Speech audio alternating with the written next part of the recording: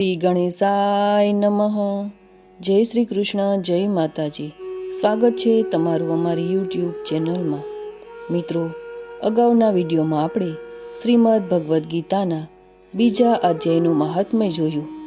આજના વિડીયોમાં આપણે સાંભળીશું શ્રીમદ ભગવદ્ ગીતાના ત્રીજા અધ્યાયનું મહાત્મ્ય. આપને આ વિડીયો કેવો લાગે તે અમને કમેન્ટ બોક્સમાં અવશ્ય જણાવજો. અને આપને જો આ વિડીયો પસંદ આવે તો વિડીયોને લાઇક કરજો, શેર કરજો અને આપ જો અમારી ચેનલ ઉપર નવા હો તો અમારી ચેનલને સબસ્ક્રાઈબ કરી બાજુમાં આવેલા બેલ આઇકનને જરૂરથી પ્રેસ કરજો, જેથી કરીને નવા વિડીયોની નોટિફિકેશન આપ સુધી તુરંત જ પહોંચી શકે. ધન્યવાદ. ત્રીજા અધ્યાયનું મહાત્મ્ય.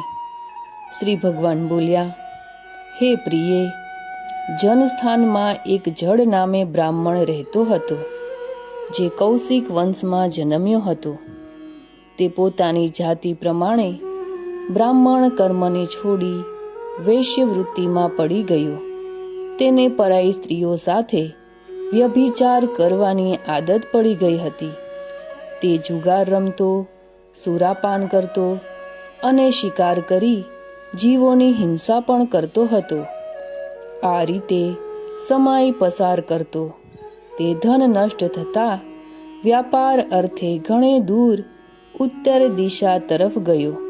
ત્યાંથી ધન કમાઈ પાછો ઘર તરફ ફર્યો. સારો એવો માર્ગ પસાર કર્યા પછી એક દિવસ સૂર્યાસ્ત થતાં બધી દિશાઓમાં અંધકાર છવાઈ ગયો. ત્યારે એક વૃક્ષ નીચે તેને લૂંટારાઓએ ઘેરી લીધો અને મારી નાખ્યો. તેણે ધર્મનો ત્યાગ કર્યો હતો, તેથી તે ભયંકર પ્રેત થયો. તેનો પુત્ર ધર્માત્મા અને વેદોનો જ્ઞાતા હતો. તેને ઘણા સમય સુધી પિતાના આવવાની રાહ જોઈ. જ્યારે તેઓ ન આવ્યા ત્યારે તેમનો પત્તો મેળવવા તે ઘેરથી નીકળી પડ્યો. તેણે ઘણી જગ્યાએ શોધ કરી. રાહદારીઓને પૂછવા છતાં કંઈ પત્તો લાગ્યો નહીં. એક દિવસ એક માણસ તેને મળ્યો, જે તેના પિતાનો સહાયક હતો. તેની પાસેથી બધી વિગત જાણી. તેણે પિતાના મૃત્યુ ઉપર ઘણો શોક કર્યો. તે ઘણો બુદ્ધિમાન હતો.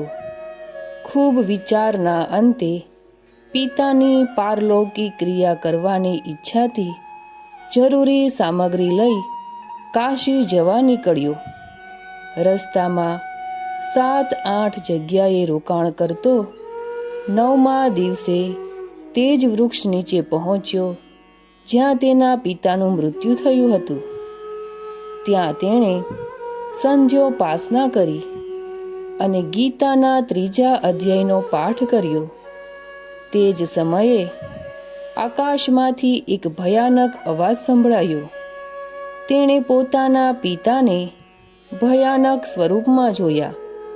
પછી તરત જ પોતાની સામે આકાશમાં એક સુંદર વિમાન દેખાયું. જે વિમાન ખૂબ જ તેજોમય હતું. તેમાં નાની ઘંટડીઓ લાગેલી હતી. તેના તેજથી બધી દિશાઓમાં પ્રકાશ ફેલાઈ ગયો હતો. આ દ્રશ્ય જોઈ તેના ચિત્તની વ્યગ્રતા દૂર થઈ ગઈ. એણે વિમાન ઉપર પોતાના શરીર ઉપર પીતાંબર શોભી રહ્યું હતું અને મુનિઓ તેમની સ્તુતિ કરી રહ્યા હતા. તેમને જોતા જ પુત્રે પ્રણામ કર્યા. ત્યારે પિતાએ પણ તેને આશીર્વાદ આપ્યા. તે પછી તેણે પિતાને સમગ્ર વૃત્તાંત વિશે પૂછ્યું. તેના ઉત્તરમાં પિતાએ તેને બધી વાત સમજાવતા કહ્યું, બેટા, દેવયોગથી મારી પાસે ગીતાના તૃતીય અધ્યાયનો પાઠ કરી તે મને આ શરીર દ્વારા થયેલા દુસ્તજય કર્મ બંધનોથી છોડાવ્યો છે. માટે હવે ઘેર પાછો જા, કારણ કે જે કાર્ય માટે તું કાશી જઈ રહ્યો હતો તે કાર્ય અહીં તૃતીય અધ્યાયના પાઠથી સંપન્ન થઈ ગયું છે. પિતાના આમ કહેવાથી પુત્રે પૂછ્યું, હે તાત, મારા હિત માટે ઉપદેશ આપો અને મારા યોગ્ય કોઈ કાર્ય હોય તો મને જણાવો. ત્યારે પિતાએ તેને કહ્યું, હે અનઘ, તારે આ જ કામ ફરી કરવાનું છે. મેં જે કર્મો કર્યા છે તેવા જ કર્મો મારા ભાઈએ પણ કર્યા હતા.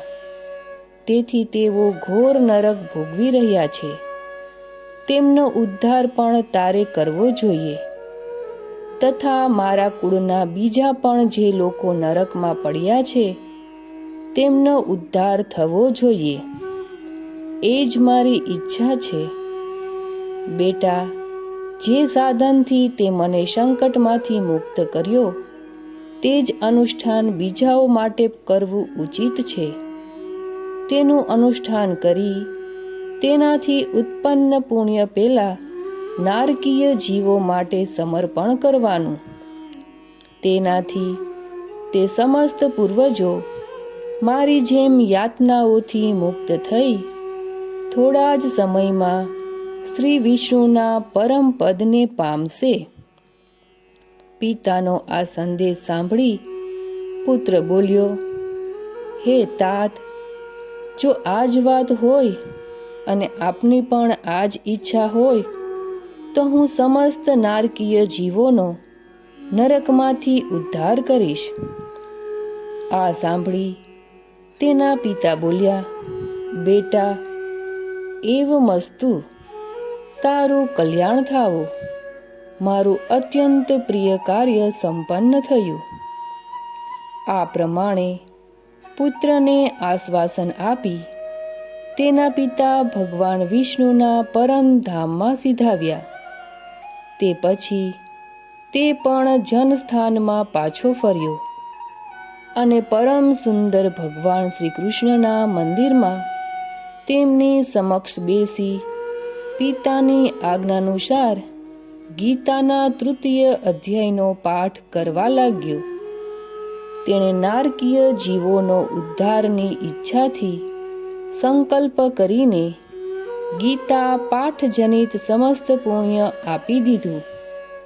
એ દરમિયાન ભગવાન વિષ્ણુના દૂતો યાતના ભોગવતા નારકીય જીવોને છોડાવવા યમરાજ પાસે ગયા. યમરાજે અનેક પ્રકારે સત્કારી તેમનું પૂજન કર્યું અને કુશળ પૂછ્યા. તેઓ બોલ્યા, ધર્મરાજ, અમારા માટે તો બધી બાજુ આનંદ જ આનંદ છે. આ પ્રકારે સત્કાર કરી પિતૃલોકના રાજા પરમ બુદ્ધિમાન યમરાજે વિષ્ણુ દૂતોને યમલોકમાં આવવાનું કારણ પૂછ્યું.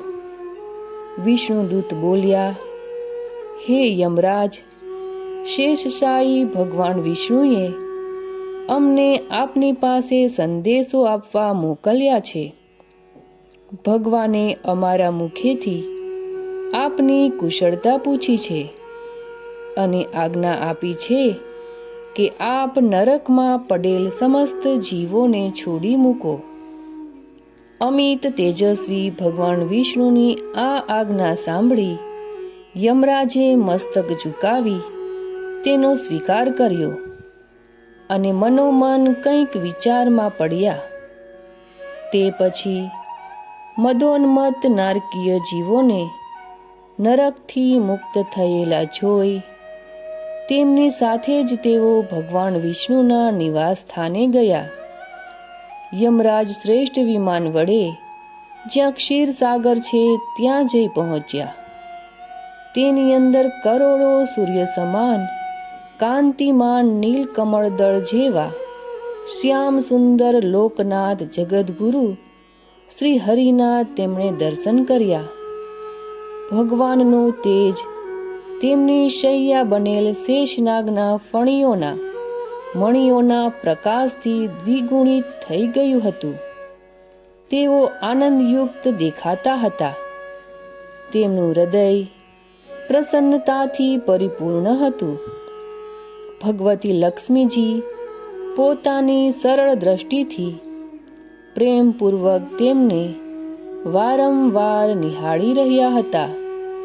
ચારે તરફ યોગીઓ ભગવાનની સેવામાં ઉપસ્થિત હતા. તે યોગીઓની આંખોના તારા ધ્યાનસ્થ હોવાના લીધે નિશ્ચલ પ્રતીત થતા હતા.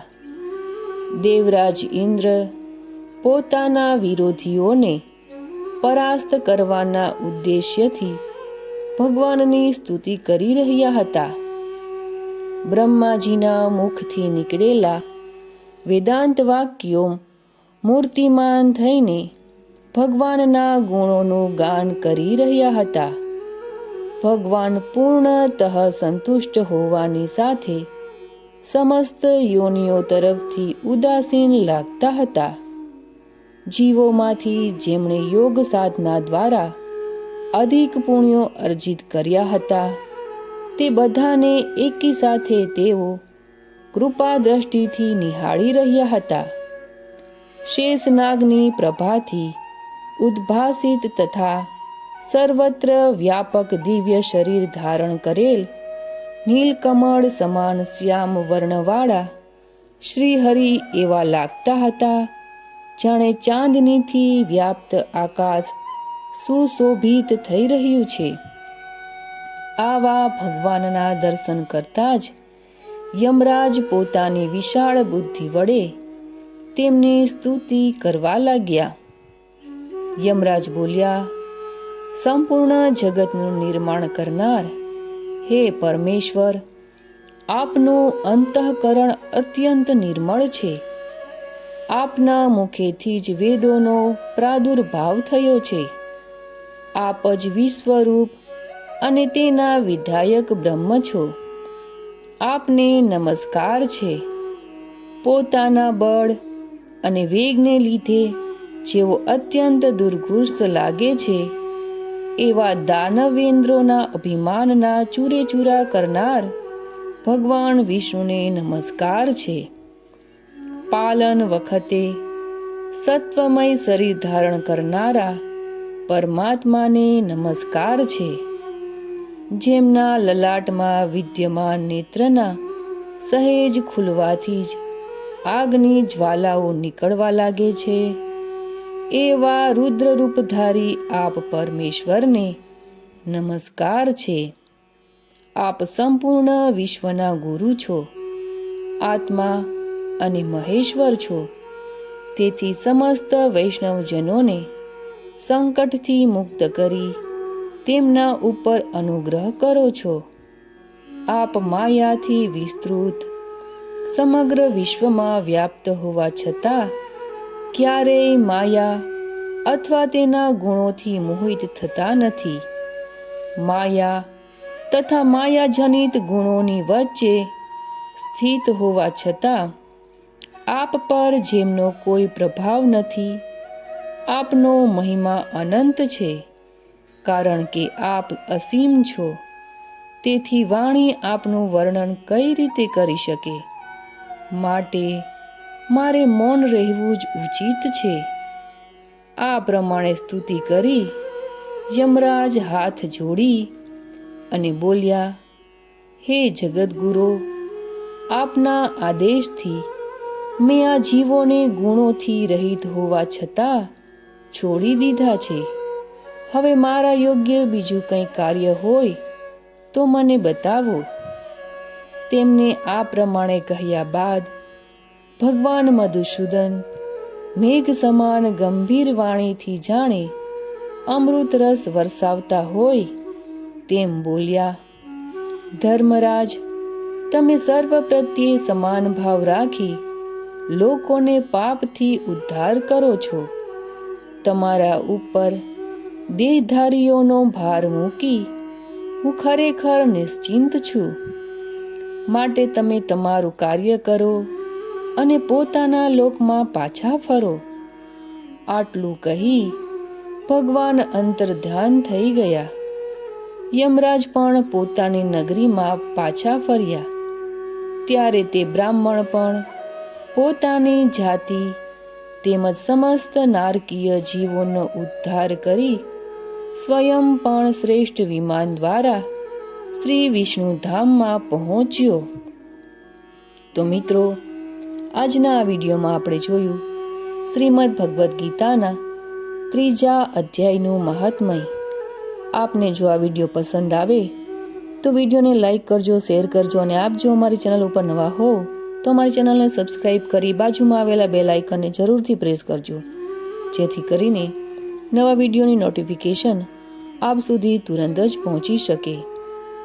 ધન્યવાદ. અને હા, કમેન્ટ બોક્સમાં જય શ્રી કૃષ્ણ લખવાનું ભૂલતા નહીં. જય શ્રી કૃષ્ણ.